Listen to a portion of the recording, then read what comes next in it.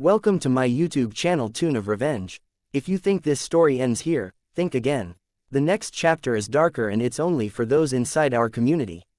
Subscribe to the channel, join the community, and be part of the viewers who go beyond the surface of history. Today's story reveals a truth that was hidden for over 200 years. She was bought for one purpose only, to bear children who would be sold. But what she did to her owner's bloodline was never meant to be discovered. This is a heavy and disturbing story. So take a moment, breathe, and listen carefully. Before we begin, subscribe to the channel and leave a comment telling us the city and country you're listening from. Your participation helps ensure these stories are remembered, not erased. Let's begin. In the summer of 2019, a 67-year-old woman named Margaret Whitmore Collins sat in a private medical office in Boston, Massachusetts. She had built her life on certainty.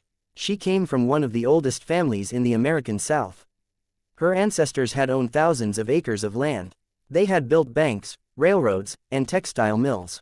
For nearly 2 centuries, the Whitmore name had meant power, wealth, and legacy.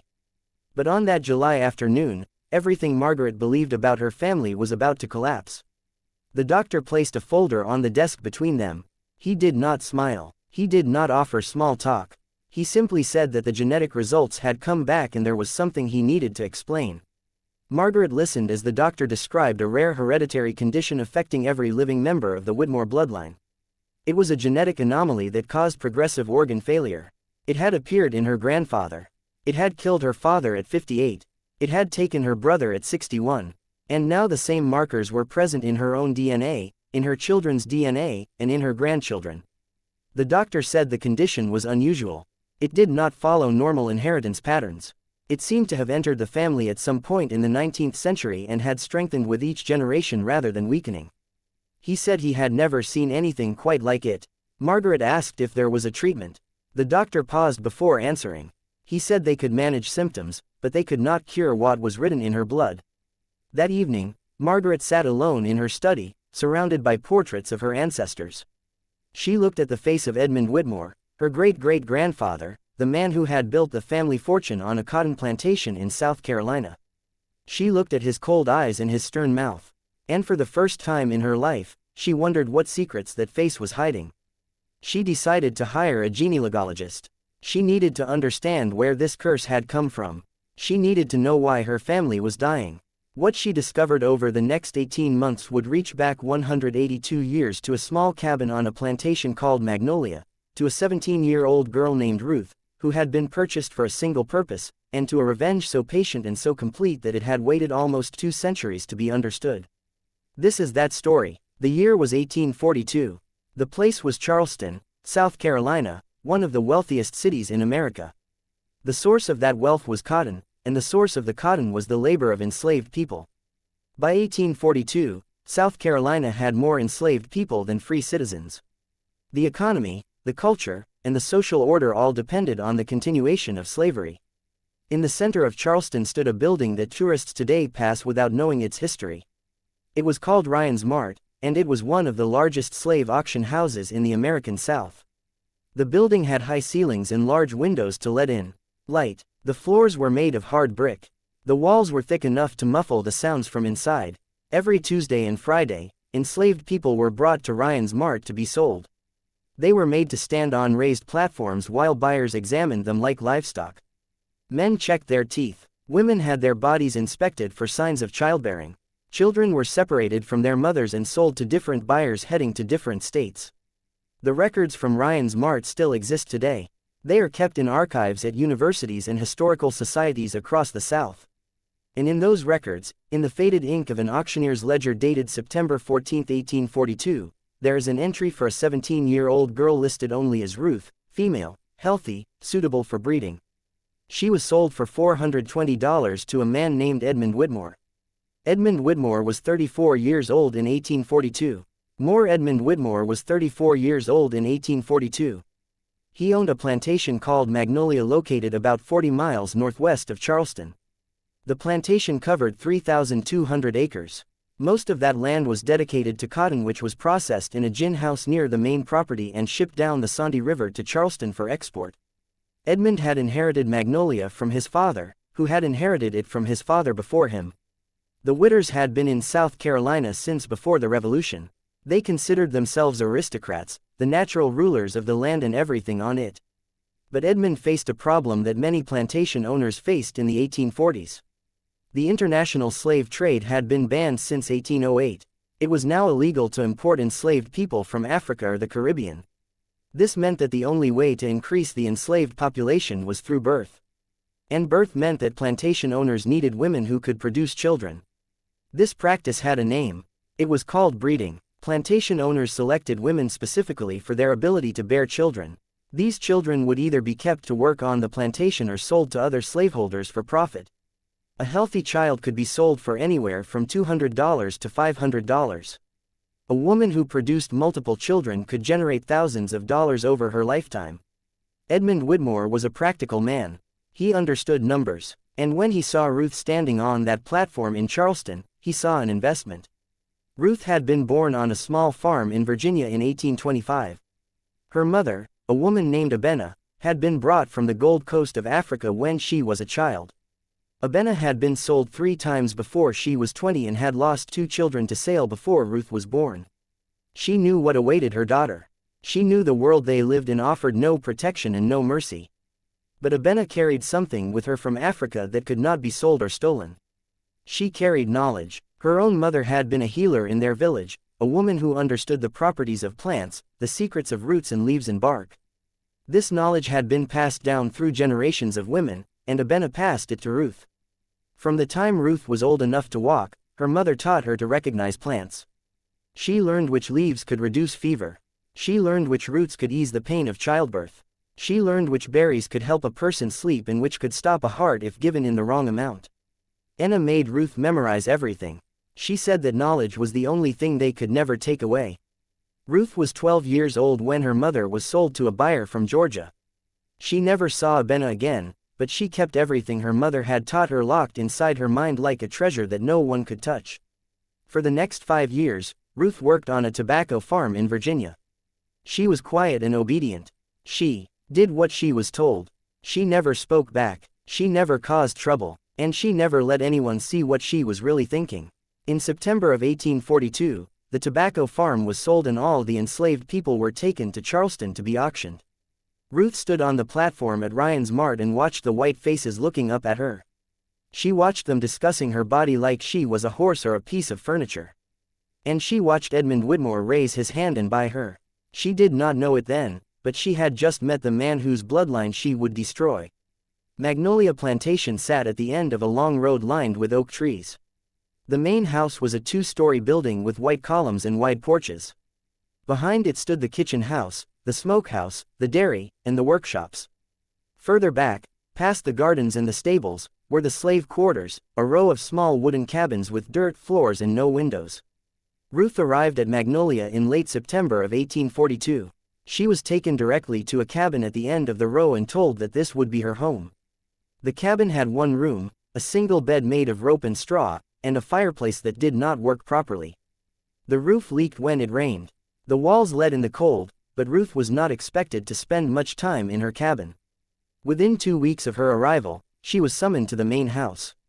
Edmund Whitmore's wife, a woman named Constance, was present when Ruth arrived. Constance was a thin woman with pale skin and nervous hands. She did not look at Ruth directly. She kept her eyes on the floor while her husband explained what was expected. Edmund said that Ruth had been purchased for a specific purpose. She was young and healthy.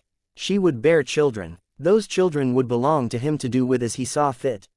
She would be given adequate food and shelter as long as she remained productive. If she caused trouble or failed to conceive, she would be sold further south to the cotton fields of Mississippi or Louisiana, where life expectancy for enslaved people was measured in years, not decades. Ruth stood in silence and listened. She did not cry. She did not beg. She simply nodded and said, "Yes, sir," when he was finished. That night, Edmund Whitmore came to her cabin for the first time. Over the next 7 years, Ruth gave birth to 5 children. The first was a boy born in the summer of 1843. Edmund named him Samuel. The second was a girl born in 1844. She was named Mary. The third was another boy in 1846 named Thomas. The fourth was a girl in 1847 named Sarah. The fifth was a boy in 1849 named Joseph. Ruth nursed each of her children until they were weaned. She held them, she sang to them in the language her mother had taught her. Words from a homeland she had never seen but carried in her blood. She loved them with a ferocity that she kept hidden from everyone around her. But she also knew that none of them would stay with her. The children were sold as soon as they were old enough to be useful. Samuel was sold at age 7 to a plantation in Alabama. Mary was sold at age 6 to a household in Savannah. Thomas, Sarah, and Joseph followed in turn. Each time Ruth watched her children being led away in chains, and each time she felt something inside her hardened like stone. Edmund Whitmore kept careful records of these transactions.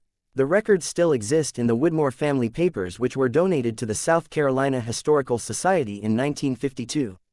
They show that Edmund earned a total of $2,800 from the sale of Ruth's children. He considered this an excellent return on his original investment.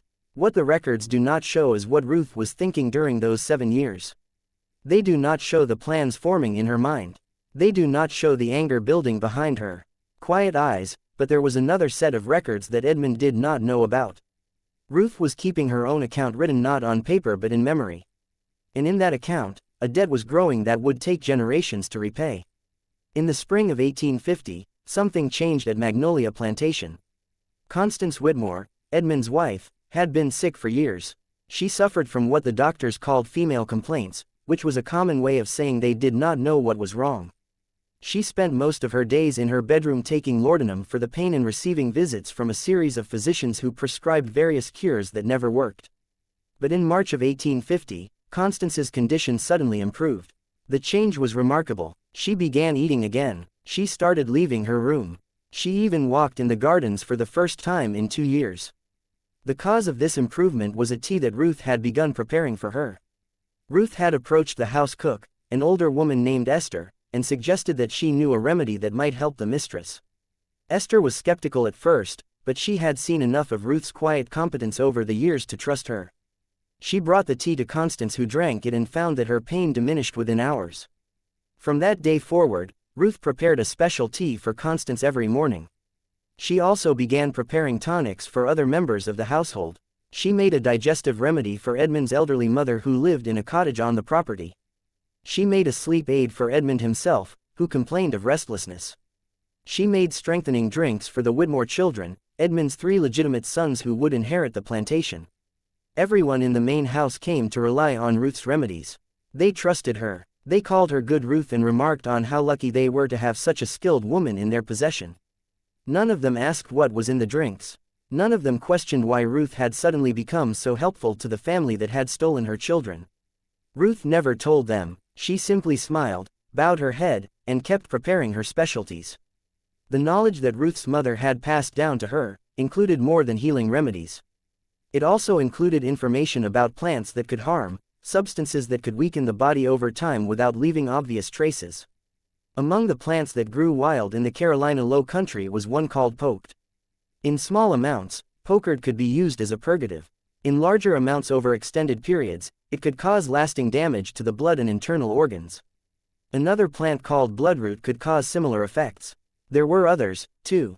Plants with names that Ruth knew only in her mother's language, plants that had been used in Africa for purposes that were never written down, but were passed from mother to daughter through generations. Ruth did not use enough of any single substance to cause immediate illness. She was too careful for that. She used amounts so small that they would not be noticed. Combinations so subtle that no doctor would ever identify them. She measured everything by instinct and experience, adjusting her recipes based on the reactions she observed. The effects would not appear right away. They would take years to manifest, and even then they would look like natural illness, like the kind of weakness that runs in families. No one would ever trace them back to the quiet woman who prepared the morning tea. But Ruth knew. She knew exactly what she was doing. She was not trying to kill Edmund Whitmore or his wife or his mother. Killing them would only bring suspicion and punishment. She was doing something far more devastating. She was planting seeds of destruction in their bloodline. Alterations that would be passed down from parent to child. Weaknesses that would compound with each generation until the Whitmore family simply ceased to exist. Her children had been taken from her and sold like animals. The Whitmore children would never have children of their own, or if they did, those children would be sickly and short-lived. The family that had profited from her suffering would pay with the only thing they truly valued, their legacy. Ruth was patient. She had learned patience in the fields and the auction houses and the cabin where Edmund Whitmore came to her at night. She knew that she would not live to see her revenge completed. But she also knew that some debts take generations to collect, and she was willing to wait. By 1855, the effects of Ruth's work were beginning to show, though no one connected them to her. Edmund Whitmore's eldest son, William, had always been a healthy boy. But in his late teens, he began experiencing fatigue and unexplained bleeding. Doctors were called from Charleston, and even from as far as Philadelphia. They examined William and him with a blood disorder of unknown origin. They prescribed rest and iron supplements. They said he would likely recover. William did not recover. He died in 1857, 2 months after his 21st birthday. Edmund's second son, Charles, showed similar symptoms beginning in his early 20s. He managed to marry and father 2 children before his health declined. He died in 1863 during the Civil War, though not from any battle wound. He simply collapsed one day and never woke up. The third son, Henry, lived the longest. He survived the war and even managed the plantation during the difficult years of Reconstruction. But he never married and he never had children. He told people he was not interested in family life. But those who knew him well said he was afraid. He had watched his brothers die. He did not want to pass whatever curse they carried to another generation. Henry died in 1889 alone in the house where he had been born. With his death, the direct male line of Edmund Whitmore came to an end. But the family did not disappear entirely. Charles's 2 children, both daughters, had married and carried the Whitmore blood into new families. The genetic damage that Ruth had introduced continued to spread, manifesting in different ways in different generations, but always present, always waiting. Ruth herself lived until 1881. She was 66 years old when she died, which was an unusually long life for someone who had spent her youth in slavery. She witnessed the end of slavery in 1865. She witnessed the brief hope of Reconstruction when black men could vote and hold office and own land. And she witnessed the violent end of that hope as white Southerners reasserted control through terror and legislation. After the war, Ruth left Magnolia Plantation and settled in a small community of freed people near Charleston. She worked as a healer using the knowledge her mother had given her to help her neighbors. She delivered babies and treated fevers and sat with the dying as they passed. She never married. She never had more children. The 5 children she had born had been scattered across the South, and she spent years trying to find them. She located 2 of them, Samuel and Sarah, who had survived slavery and the war. She saw them again before she died. She held her grandchildren, but she never told anyone what she had done to the Whitmore family.